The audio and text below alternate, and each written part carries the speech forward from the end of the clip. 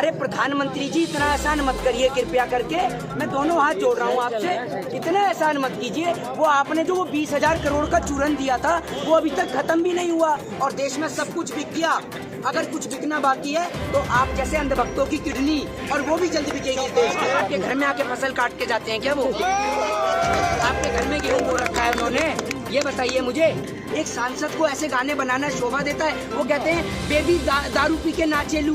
अरे बताओ, बेबी दारू पी के नाच रही है। ऐसे ऐसे गाने अगर देश के सांसद गाएंगे तो एक बात मुझे बताइए, किसानों का भला करेंगे या दारू वालों का भला करेंगे?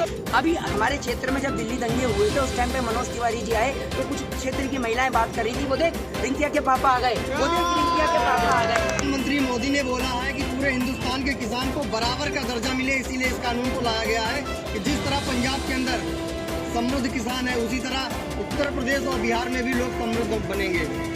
आप प्रधानमंत्री जी की बात पे बहुत यकीन करते हैं और प्रधानमंत्री जी की बात भी बहुत सुनते हैं। आप एक बात मुझे बताइए, प्रधानमंत्री जी की कौन सी बात पे आप यकीन करते हैं? चलिए आप मुझे बताइए, प्रधानमंत्री जी ने लोकसभा चुनाव के दौरान इतने सारे भाषण दिए थे, इतने सारे जुमले छोड़े थे, उनमें से आप मुझे 5 काम बता दीजिए जो देश के प्रधानमंत्री जी ने करे हों।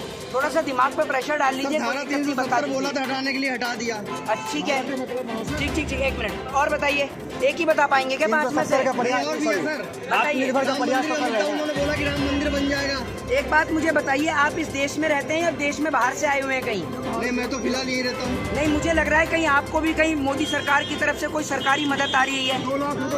एक बात मुझे बताइए, देश के अंदर राम मंदिर को बनाने वाला सिर्फ सुप्रीम कोर्ट है, वरना आप एक बात मुझे बताइए, जिस तरीके से इस देश के अंदर 3 तलाक का मुद्दा संसद से पारित हो सकता है तो भगवान श्री राम को कोर्ट के दरवाजे के चक्कर क्यों लगाने पड़े?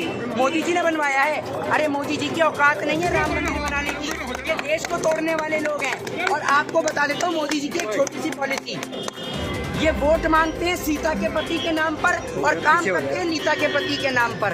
और नीता के पति समझ गए आप कौन? अंबानी और अडानी, ये उनके नाम पर काम करते हैं। आत्मनिर्भर बनाने का प्रयास तो कर रहे हैं ना प्रधानमंत्री। आप बन गए आत्मनिर्भर, तो आप भी अपनी पापा जी से कहिए कि अपनी मम्मी को छोड़ दें, बनाइए होते हैं आत्मनिर्भर। क्यों नहीं बनाते उन्हें आत्मनिर्भर? बताइए ना, क्यों नहीं बना रहे आत्मनिर्भर? आप तो बन गए आत्मनिर्भर। आप एक बात मुझे बताइए, एक आम आदमी के घर में इनकम टैक्स की रेड हो जाती है, आप जैसे पत्रकार जो हराम की दलाली खाते हैं उन्हों के घर पे कभी इनकम टैक्स की रेड नहीं होती। देश की सरकार कभी नहीं पूछती, इनकम टैक्स वाले कभी नहीं पूछते कि एक पत्रकार जो 50 से 60 हजार रुपए महीना कमाता है वो कैसे ऑडी, मर्सिडीज और लैम्बोर्गिनी खरीद लेता है। वो पैसा कहाँ से आता है? वो पैसा वहाँ से आता है जब वो सरकार की दलाली करते हैं, अंबानी और अडानी की दलाली करते हैं, 2.25 आंख वाले बाबा रामदेव की दलाली करते हैं, भारतीय जनता पार्टी के राज्यसभा सांसद सुभाष चंद्रा की दलाली करते हैं। तो पैसा आप लोगों की जेब में ही आएगा, वो व्यापारी है, देश में व्यापार कर रहे हैं, क्या दिक्कत है? सोशल मीडिया पूरी तरह निष्पक्ष है। आप सोशल मीडिया के ऊपर कोई भी आरोप नहीं लगा सकते कि मोदी की बिकी हुई मीडिया है वो। अच्छा, तो आप एक बात मुझे बताइए, मोदी जी की बिकी हुई मीडिया नहीं है तो भारतीय जनता पार्टी के राज्यसभा सांसद सुभाष चंद्रा जी से कहिए अपने चैनल जी न्यूज को बंद कर दें। अर्नब गोस्वामी से कहिए, ठीक है, अंबानी और अडानी के जो चैनल है उनसे कहिए, न्यूज 18 से कहिए, रिपब्लिक भारत से कहिए, डीडी नेशनल से, दूरदर्शन से कहिए। क्यों नहीं कहते आप? सर, मैं नेशनल मीडिया की नहीं बात कर रहा हूँ, मैं सोशल मीडिया की बात कर रहा हूँ। आपने बोला सारा मीडिया बिका हुआ है, मैंने अरे मनोज तिवारी जी का क्या है? मनोज तिवारी जी तो नाचने गाने वाले हैं। मनोज तिवारी जी जो एक अंडे के पीछे बिग बॉस के अंदर चीचा लदर करते हैं, आपने देखा ना, ब्राह्मण होकर एक अंडे के पीछे आदमी लड़ रहा है और वो गाने कैसे कैसे, एक सांसद को ऐसे गाने बनाना शोभा देता है? वो कहते हैं बेबी दारू पी के नाचे लू। अरे बताओ, बेबी दारू पी के नाच रही है। ऐसे ऐसे गाने अगर देश के सांसद गाएंगे तो एक बात मुझे बताइए, किसानों का भला करेंगे या दारू वालों का भला करेंगे? लेकिन मनोज तिवारी बिहार के एक चेहरा है, आप कहीं ना कहीं लोग उन्हें आइडियल मानते हैं बिहार में। अगर बिहार के वो चेहरा हैं तो बिहार में मुख्यमंत्री के लिए क्यों खड़े नहीं होते? ये बताइए ना। दिल्ली में आप आए हैं कभी? दिल्ली में जब सिग्नेचर ब्रिज का उद्घाटन हुआ था तो मनोज तिवारी जी के साथ कैसे धक्का मुक्की हुई थी? बताइए आप मुझे। मनोज तिवारी जी से कोई कह दे, अभी हमारे क्षेत्र में जब दिल्ली दंगे हुए थे उस टाइम पे मनोज तिवारी जी आए तो कुछ क्षेत्र की महिलाएं बात कर रही थी, वो देख रिंकिया के पापा आ गए, वो देख रिंकिया के पापा आ गए। तो ये देश के सांसदों की छवि बनी हुई है। और मैं आपको एक बार बताऊँ, नाचना गाना गलत नहीं है कि आप कहें कि नाचना गाना गलत है, लेकिन सबका अलग अलग काम है। आप एक बात मुझे बताइए, आपको सांसद बनाया है, आप देश की जनता के हित के बारे में क्यों बात नहीं करते? वो 2.25 आंख वाला वो कहता है मैं बाबा हूँ। भाई तू कहाँ से बाबा है, ये बता मुझे। अगर तू बाबा है तो मुझे एक बात बता, जो इतने सारे संत महात्मा बैठे हुए वो क्या है? तूने उठक बैठक लगा के पूरा देश तूने लूट लिया। वो पतंजलि का तू चूरन बांट रहा था, कहाँ गया वो चूरन जो तूने कोरोना की दवाई बनाई थी? वो कोरोना की दवाई कहाँ गई आखिर? और वो कोरोना की दवाई तू अपने वो भारतीय जनता पार्टी के हराम खाऊ प्रवक्ता जो ONGC में पैसा खाता है, संबित पात्रा, उसे क्यों नहीं चटाता जाकर? संबित पात्रा तो कह रहे हैं कि किसान संगठन राजनीति कर रही है। तो आप क्या कर रहे थे? आप क्या कर रहे हैं? आप राजनीति नहीं करते हैं? आपके तो खैर आप लोग राजनीति कहाँ से करेंगे? आप तो दलाली करते हैं। आप तो अंबानी और अडानी की करते हैं दलाली। आप राजनीति कहाँ से करते हैं? एक बात मुझे बताइए, अंबानी और अडानी जब खिलौना बनाने की बात करते हैं तो प्रधानमंत्री जी कहते हैं खिलौना बनाइए। जब वो राफेल की बात करते हैं, राफेल का कॉन्ट्रैक्ट उन्हें मिल जाता है, आपने देखा। आप एक बात मुझे बताइए, अंबानी और अडानी के हाथ में पूरे देश की सत्ता सौंपकर आप देश को क्यों गुलाम बनाना चाह रहे हैं? एक श्रवण कुमार था जिसने अपने एक कंधे पे माँ को और दूसरे कंधे पे पिताजी को बिठाकर पूरे देश की यात्रा कराई। ये कलयुग का झुटेश्वर कुमार है जिसने एक कंधे पर अंबानी को और दूसरे कंधे पे अडानी को बिठाकर पूरे देश से माल लूटकर उनके झोले में भरे जा रहा है। अंबानी अडानी व्यापारी है, देश में व्यापार कर रहा है। मुख्यमंत्री है, एक उत्तर प्रदेश का मुख्यमंत्री है, उसको किसी ने फोन करके कह दिया कि भैया ऐसे ऐसे यहाँ किसान परेशान हैं और आप तो मुख्यमंत्री जी हैं, इतनी सर्दी हो रही है, आप किसानों के लिए कुछ करते क्यों नहीं है? उन्होंने तुरंत कर दिया। उन्होंने क्या काम करा? उन्होंने कहा कि ठंड लग रही है ना किसानों को, सर्दी में परेशान है, तो दिसंबर का नाम बदल के जून कर दो। उन्होंने कर दिया। उनका तो बस नहीं चला, उनका बस नहीं चला। अगर उनके पास सेंटा क्लॉज का फोन आ जाता तो वो कह देते तेरा नाम आज से सेंटा क्लॉज नहीं संत कैलाश रख दिया तेरा नाम। उनका ये काम है। आप एक बात बताइए, ऐसे मुख्यमंत्री जो सिर्फ नाम बदलने पे विश्वास रखते हैं, काम करने पे विश्वास नहीं रखते। आज आप एक बात मुझे बताइए, ये कृषि का मुद्दा है या नहीं है? ठीक है, आप कृषि के मुद्दे पर किसानों की मीटिंग के अंदर अपने पीयूष गोयल जो रेल मंत्री हैं उसको बिठा देते हैं। भाई रेल मंत्री, आप एक बात मुझे बताइए, आप पत्रकारिता करते हैं, आप मुझे बता सकते हैं हेलीकॉप्टर के अंदर कहाँ से फ्यूल भरा जाता है? बता देंगे? बता देंगे? बता देंगे तो मुझे आप बताइए। नहीं बता पाएंगे ना, तो एक बात मुझे बताइए, वो रेल मंत्री क्या जाने की कृषि के बारे में, कृषि क्या होती है? और अगर आपको खेती में इतना फायदा नजर आ रहा है तो आपके जो इतने नाचने गाने वाले प्रवक्ता हैं, ये इतने नाचने गाने वाले सांसद हैं, इनसे खेती करवाइए ना। अगर एक साल में आपके सांसद करोड़पति हो गए तो देश के किसान के लिए भी इस बिल को लागू कर दीजिएगा। लेकिन आपने कहा तो अमित शाह का बैकग्राउंड तो खेती का है, वो किसान है, तो उनकी बात भी आप नहीं समझ रहे ना। अमित शाह भी तो किसान है। आपके घर में आके फसल काट के जाते हैं क्या वो? आपके घर में गेहूं बो रखा है उन्होंने? ये बताइए मुझे, मैंने तो नहीं देखा आज तक उन्हें कभी।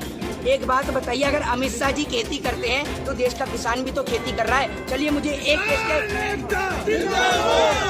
देश के एक किसान का नाम बता दीजिए जिसका बेटा आज BCCI में सचिव बना हो, लेकिन अमित शाह जी का बेटा बन जाता है। अमित शाह जी का बेटा जानता क्या है क्रिकेट के बारे में? ये तो बताइए मुझे आप, जो BCCI में सचिव बन जाता है। चलिए आप मुझे बताइए, स्मृति ईरानी के बच्चे को कभी आपने बजरंग दल में जाते हुए देखा है? भाजपा के किसी नेता को आपने कभी उनके बच्चों को RSS में जाते हुए देखा है? देश की गरीब जनता के बच्चे RSS और बजरंग दल में मरने के लिए भेज देते हैं और अपने नेताओं को पढ़ने के लिए भी भेज देते हैं। सरकार तो मना कर रही है ना, साफ मना कर दिया, हम नहीं लेंगे। वो कह रहे हैं संशोधन कर देंगे, लेकिन क्यों नहीं लेंगे? अरे सरकार क्यों नहीं लेगी?